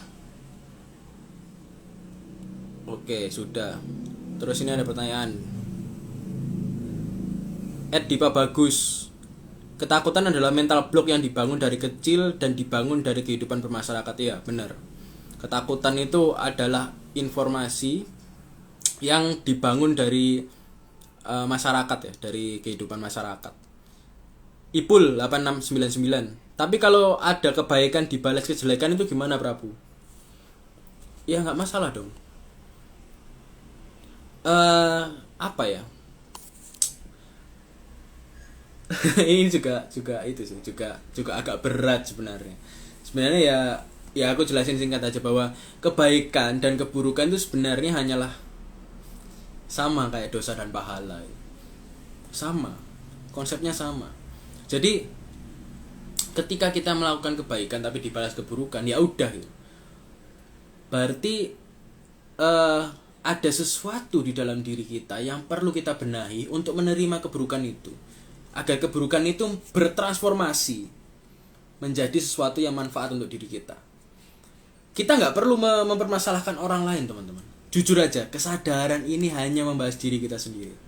Jadi dari tadi aku ngomong, itu sebenarnya teman-teman, aku sedang ngomong dengan diriku sendiri nih, tapi di depan kamera. Sama ketika kalian mendengarkanku. Kalian semua, orang-orang yang ada di sini itu sedang mendengarkan diri kalian sendiri. Karena kesadaran ini berjalan solo player. Bukan tim ya teman-teman, tapi solo ya. Makanya banyak orang ketakutan karena takut sendiri. Nah, kalau orang kesadaran nih, ini orang-orang yang tidak takut sendiri, teman-teman. Kayak gitu. Mas Danar Rahardian, tapi Tuhan itu kan satu, terus agama ada banyak. Itu nanti kalau udah mati, apa baru tahu mana yang benar? Soalnya setiap orang pasti percaya agamanya sendiri-sendiri. Oke. Ini bagus banget ya pertanyaan siswa kelas 1 SMA. Dulu Prabu ini bahasa tentang kimia, matematika loh SMA kayak gini. Zaman terus berkembang, teman-teman ya. Jadi kita harus menyesuaikan. Tuhan itu Tuhan kayak gimana dulu? Itu yang harus kita pahami. Mungkin nanti kita lanjut di DM ya. Apa Tuhan, pengertian Tuhan dan ketuhanan itu bagaimana? Jadi biar kita paham juga. Tapi aku akan membahas sedikit aja bahwa Tuhan dan ketuhanan itu berbeda. Tuhan itu lebih ke sosok, lebih ke person. Jadi dia seakan-akan kaku gitu loh. Sedangkan ketuhanan itu berbeda, itu dia adalah kualitas. Makanya aku sebut bahwa ketika aku ngomong Tuhan, itu aku maksudnya ngomong kualitas, bukan sosok person ya. Bukan sosok person yang menciptakan kita, bukan sosok person yang berdiri di langit, bukan sosok person yang mengendalikan semua orang. It's not a God kalau di kesadaran. Kalau di kesadaran ya. Kalau di agama itu Tuhan. Dia yang mengatur pakai tangannya gitu ya. Terus dia yang melihat kita dan sebagainya. Dia besar seperti kita ada tangannya. Ya enggak, buktinya ketika kita berdoa meminta rizki, tangan Tuhan yang menyampaikan rizki itu. Iya, karena apa? Karena Tuhan, sosok Tuhan. Ini Tuhan ya, bukan ketuhanan, bukan kualitas tapi sosok person. Sosok Tuhan itu menyesuaikan dengan pikiran kita. Makanya banyak agama tercipta, banyak Tuhan, banyak nama Tuhan yang berbeda karena banyak pikiran. Manusia satu dan yang lain itu pikirannya berbeda-beda, teman-teman. Nggak bisa disamakan. Jadi aku bisa tuh menamai Tuhan itu berupa misalkan apa? Bejo. Aku nyembah bejo. agama bejo dan sebagainya. Itu berasal dari sini. Penamaan itu untuk memudahkan aja. Sekarang gini loh teman-teman. Biar gak bingung ya. Sekarang gini. Misal aku ini adalah tikus. Misal aku adalah tikus. Apakah Tuhanku itu adalah tikus yang besar di atas langit, yang duduk, dia wujudnya tikus, mengendalikan tikus-tikus lain? Apakah seperti itu? Terus kalian nyebutkan, kurang ajar kamu, menghina Tuhan. Tuhan kok tikus? Loh, sekarang aku berkata aja bahwa sebenarnya, misalkan aku ini tikus loh. Apakah Tuhanku itu berwujud tikus? Misalkan aku ini anjing, apakah Tuhanku berwujud anjing? Nyatanya teman-teman, di semua agama Tuhan itu berwujud manusia. Apalagi penggambaran di Kristen ya, kejelasan bentuk manusianya itu jelas banget. Walaupun itu notabene anak Tuhan, tapi pada dasarnya itu Tuhan yang disembah. Jadi Tuhan itu menyesuaikan apa-apa yang ada di dalam kepalamu. Kamu menamai Tuhan itu dengan ego-ego. Makanya membahas Tuhan dan ketuhanan itu panjang teman-teman. Jadi kita harus punya waktu khusus nih untuk membahas Tuhan dan ketuhanan. Makanya Mas Damar nanti DM aku ya, nanti aku kasih post tentang Tuhan dan ketuhanan di Toporoso biar sedikit lebih paham meskipun nggak paham betul ya. Karena konsep Tuhan dan ketuhanan itu panjang untuk dibahas. Ya karena tadi sedulur Ma'iyah Nusantara. Selesai jam berapa Mas? Ini jam berapa ini ya? Selesai jam berapa ya? Enaknya jam berapa teman-teman? Ini jam berapa sih? Jam 21.17. Selesai jam 21.45 deh, ya. 21.45. @id_Satya. Jare wong awam yang didengerin Prabu live. Angel tuturane.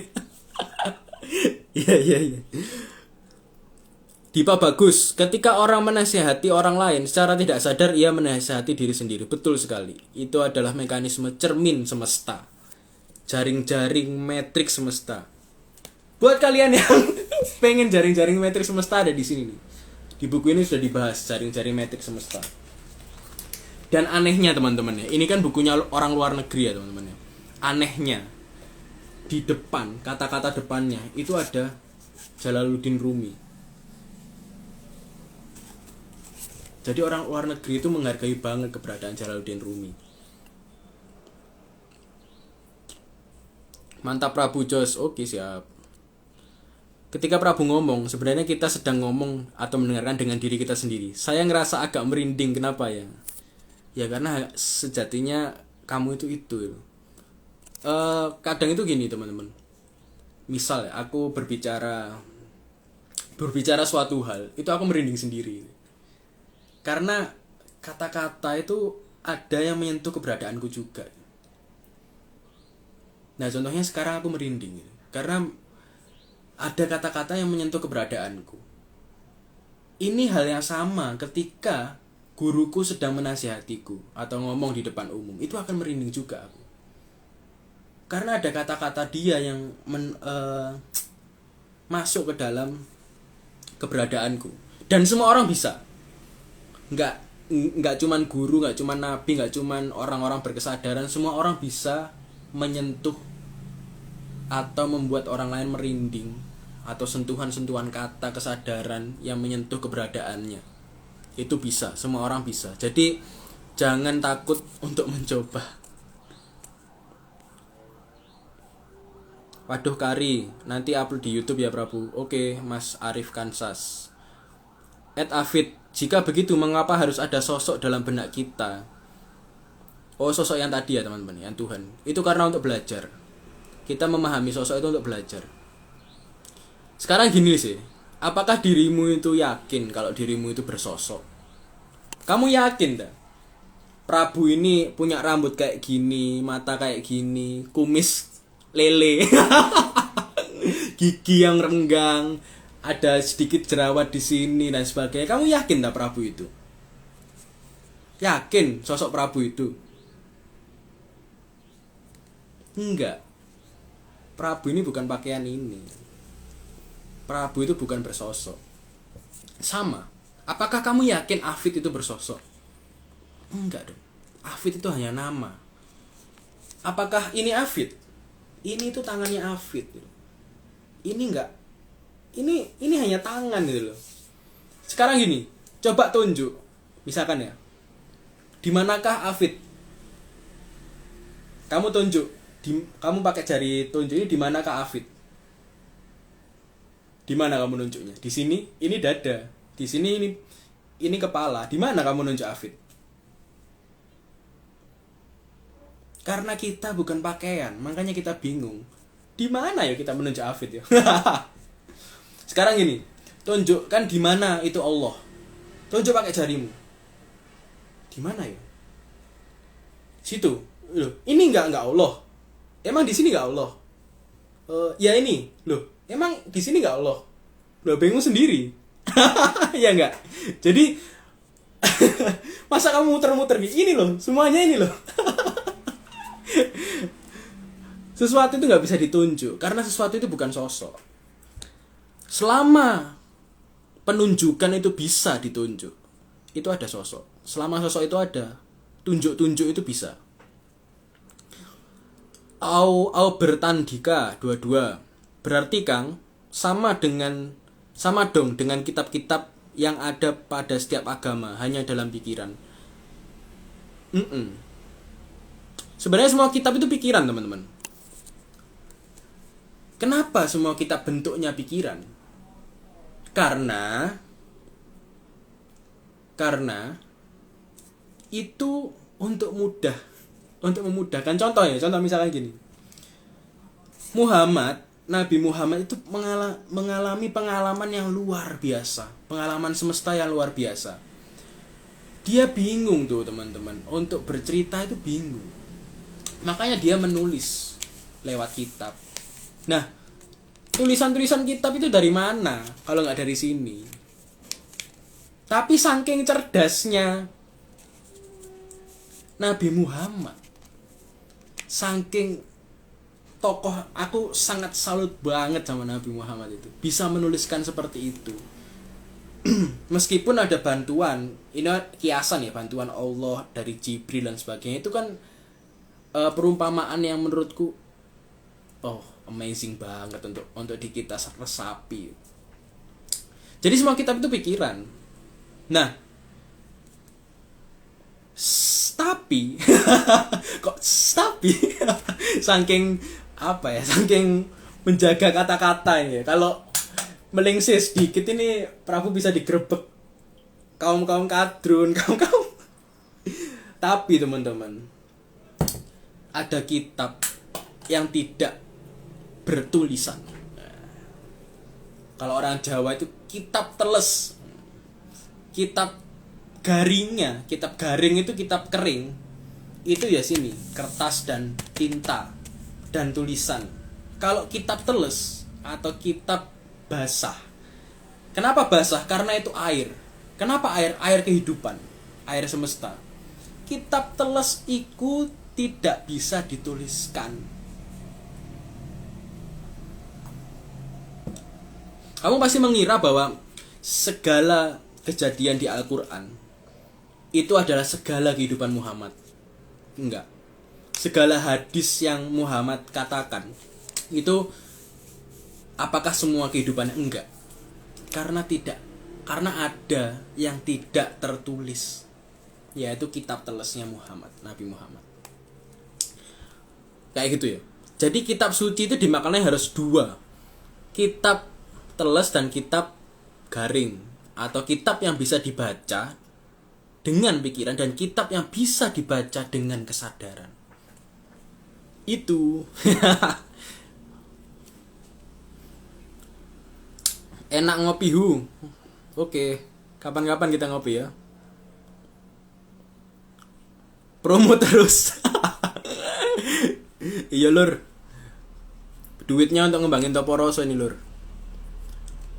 Dipa bagus, sosok muncul karena adanya daya cipta dari pikiran kita. Bener, pikiran kita menjadi sosok yang harus kita bunuh, kata kata banyak orang ya.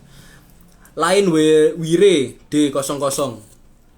Jika semuanya itu tergantung bagaimana kita menilai sesuatu, maka apakah dunia ini bisa dibilang nihil atau meaningless, Prabu?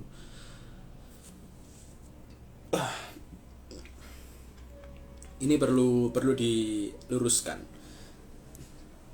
Kok aku gelegean terus ya?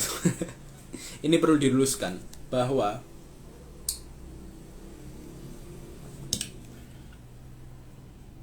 orang yang menganggap ini, aku bukan menyerang akun lain Wire 00 ya. Maksudnya ini aku jelasin aja.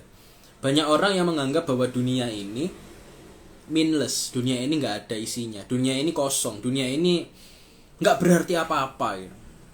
Sebenarnya itu pernyataan yang tidak tepat. Kalau di kesadaran, semuanya ini kenyataan, teman-teman. Semuanya ini ada meaningnya.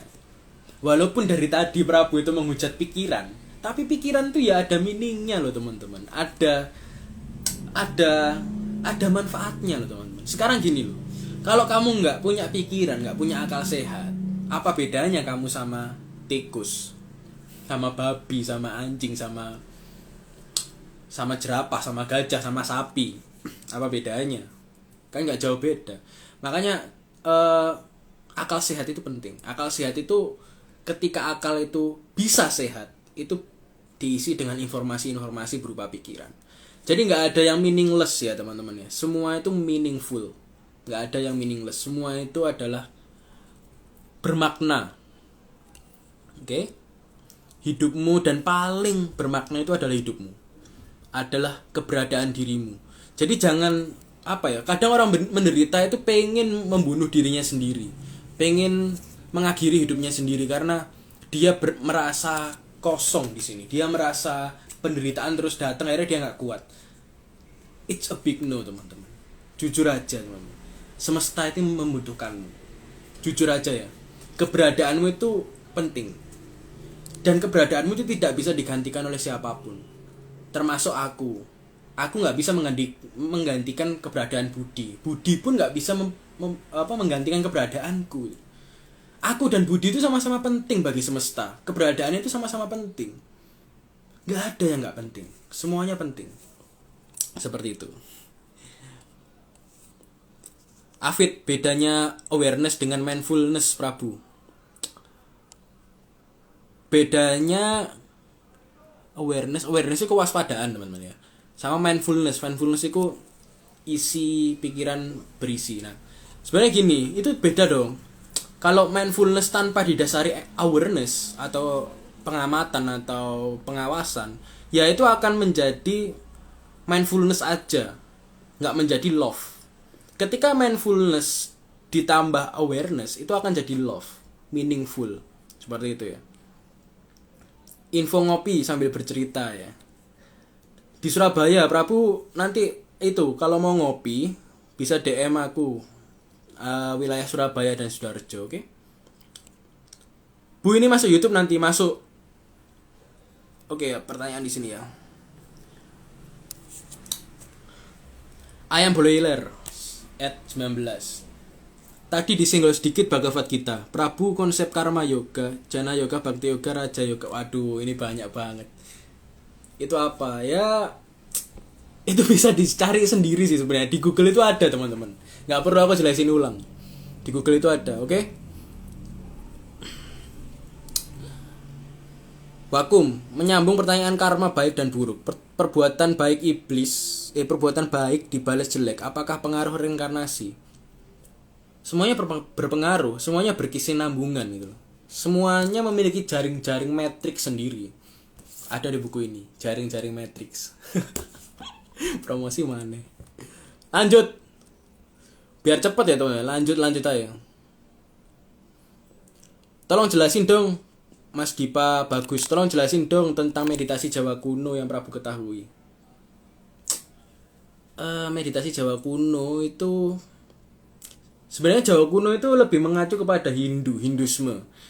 Jadi kalau eh pengen belajar meditasi Jawa kuno itu sedikit belajar juga tentang Hindu. Karena pada dasarnya Jawa kuno dulu itu agak kecampur tuh budayanya sama Hindu. Meditasinya gimana? Oh, mungkin nanti kita akan bahas di YouTube Toporoso. Tunggu saja. Pertanyaan Aslam Wara. Prabu jelaskan singkat tentang ateis. Waduh. Ateis itu bentuk pikiran, teman-teman ya.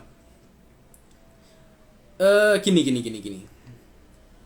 Ketika aku debat atau ngomong dengan ateis, tapi ateis itu marah, ateis itu menghujat dan sebagainya, berarti dia menjadi ateis atas dasar sini, pikiran. Dan teman-teman, kalau sebenarnya ya, kalau mungkin teman-teman bahasa kasarnya, semua label ateis, agnostik, teis, terus apa lagi, marxisme, islamisme dan sebagainya, itu berasal dari sini.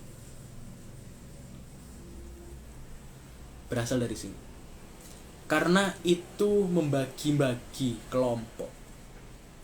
Sedangkan kesadaran itu tidak membahas itu. Karena kesadaran yang mewadahi kelompok-kelompok itu, bukan kelompoknya. Kesadaran itu bukan milik orang Islam. Pun kesadaran itu bukan milik orang Hindu. Bukan milik orang Kristen dan bukan milik orang Yahudi. Kesadaran itu milik orang Islam, orang Kristen, orang semuanya itu. Nggak bisa sebuah kelompok mengeklaim bahwa itu kesadaranku. It's perang lagi, terjadi membunuh lagi, terjadi Ismail lagi. Itu ya. Jadi apa ya? Itu tidak bisa dibagi-bagi sebenarnya. Kesadaran tidak bisa dibagi-bagi. Desi Hardianti, dari semua ilmu yang dijelaskan aku nyimak ketawanya aja. Ada apa dengan ketawa Prabu?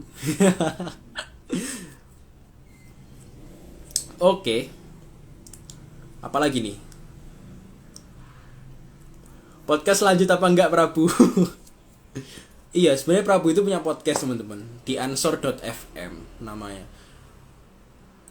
Podcastnya macam-macam sih, ada sekitar berapa podcast ya? Ada 8 podcast mungkin. Masih ada sih. Di Spotify ada. Coba cek Spotify. Toporoso itu ya.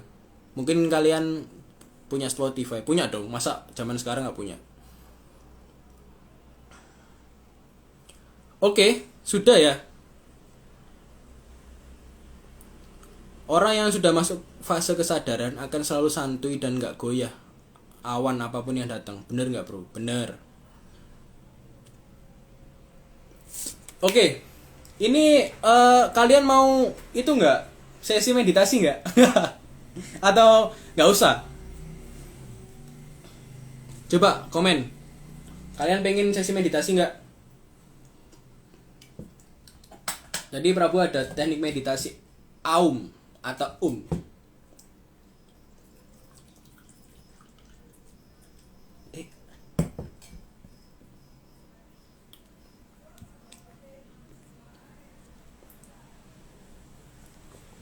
Oke, yang barusan hadir, halo.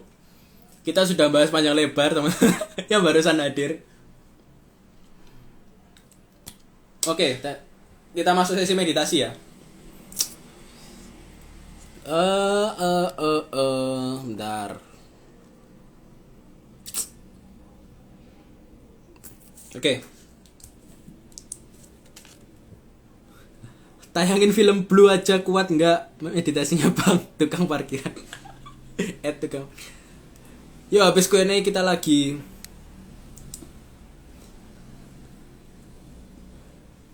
Saya orangnya meditasi banget, yuk lah. Randy, oke. Aku setel musiknya, asik ya. Wah udah lebih dari jam. Oh enggak sih, belum sih. Ada waktu 15 menit. Sabar teman-teman ya, aku cari musiknya dulu. Mana nih?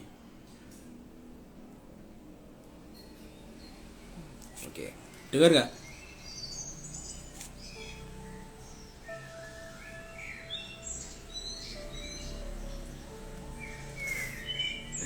Exit Nestle. Bu suruh follower ente beli buku karya guru besar RHS. Nanti jadi gila semua nih, gila seks. Sebenarnya apa Mas Riko itu bagus, Mas RHS itu. Cuman kadang memang ada banyak orang yang terbuai akan seksnya aja. Oke.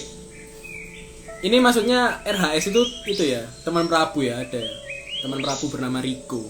Itu juga kesadaran juga, tapi kesadaran seks. Oke teman-teman, ini metode meditasi bukan tante, bukan Pak D, bukan bule. Ini meditasi dengar ya suaranya ya. Jadi meditasi ini cukup simple karena dia menggunakan suara. Yang nggak bisa meditasi ini berarti dia mungkin ada gangguan di mulutnya atau nggak punya lidah atau dia disabilitas. Ya, oke. Duduk diam. Sebenarnya meditasi ini duduk boleh, berbaring boleh, tapi usahakan duduk sih. Mungkin habis ini kamu praktekkan sendiri ya, tapi di sini kita akan praktek bareng.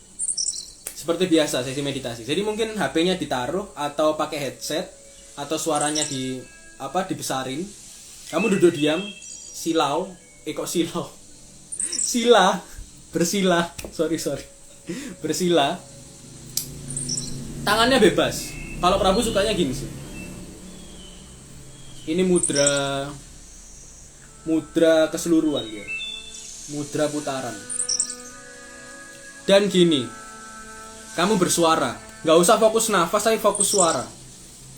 Pengamatan di suara Jadi suaranya gini.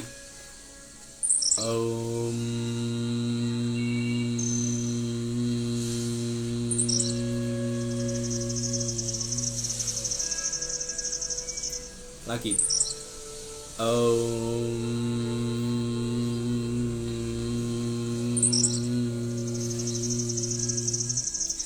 Jadi bukan bukan gitu ya, tapi aum.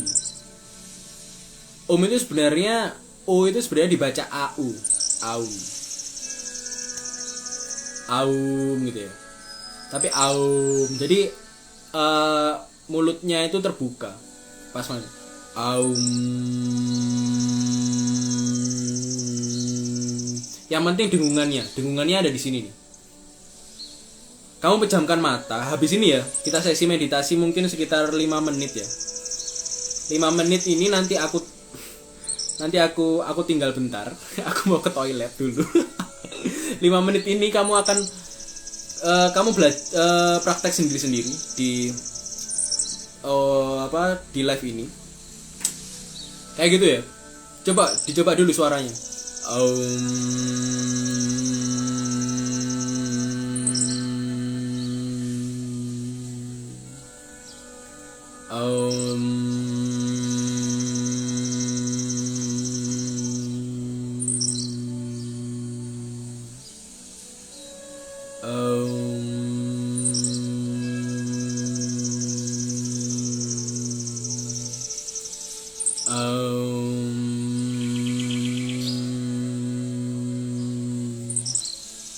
Oke ya, dimulai ya. Mungkin aku akan stay di sini aja deh. Jadi ketika aku ngomong aum, kalian juga ngomong aum ya. Oke, sekarang duduk. Kita duduk.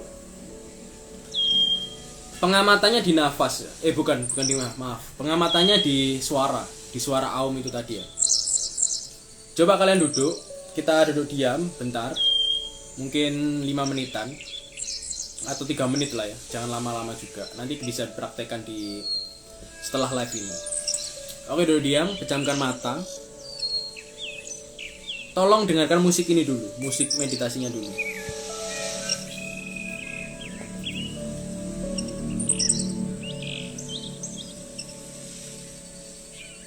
Buat dirimu tenang, bener-bener tenang. Sadari ada kicauan burung, ada air yang mengalir, disadari dulu biar diri tenang. Idom biguna, iya sama kayak idom biguna, dengungan. Nanti aku akan kasih kenapanya setelah akhir meditasi, penjelasannya tentang Oke, tetap rileks, tenang, damai.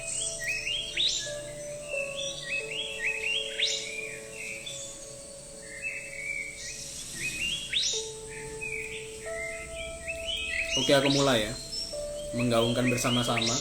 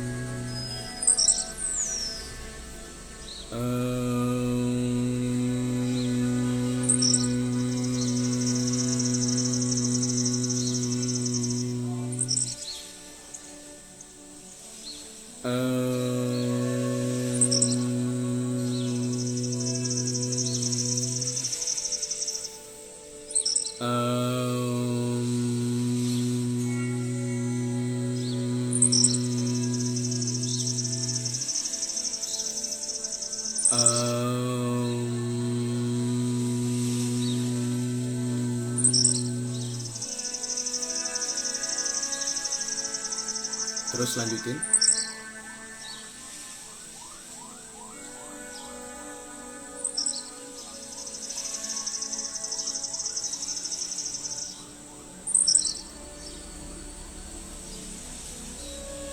Terus bagus, lanjutin.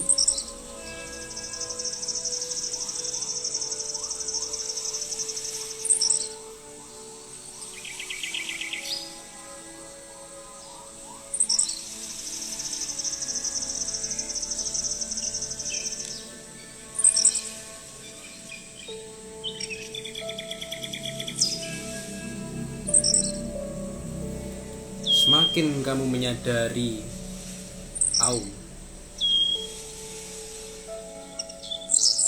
semakin kamu masuk. Semakin kamu menyadari dengungannya, semakin kamu masuk.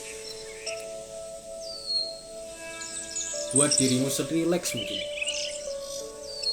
Terus utarakan kata-kata itu.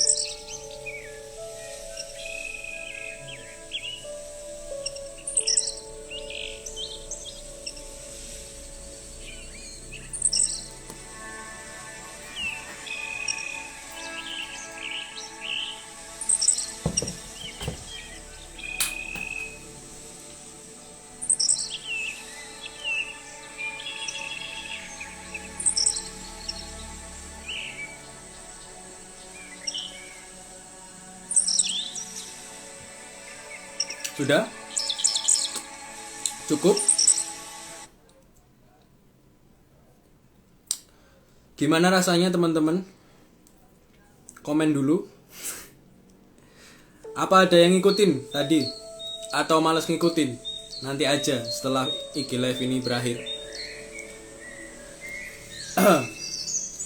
Jadi aku kasih tahu dikit bahwa metode meditasi Aum atau itu adalah metode meditasi suara. Kenapa suaranya Aum atau Karena itu suara dari semesta. Jadi umat Buddha menyepakati suara itu sebagai suara semesta. Kalau di Islam suaranya di Islam suaranya kayak gitu.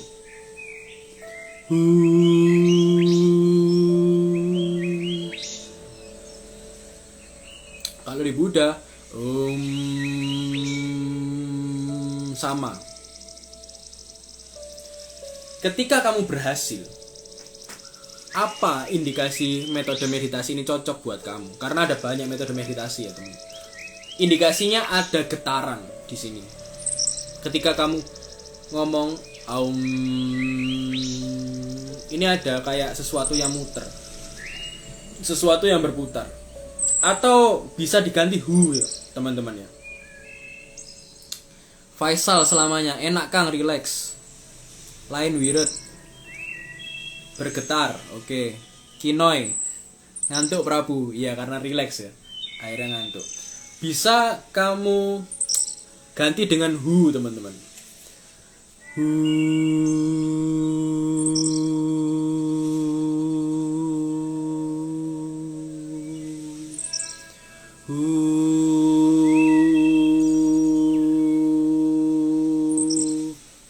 Bisa.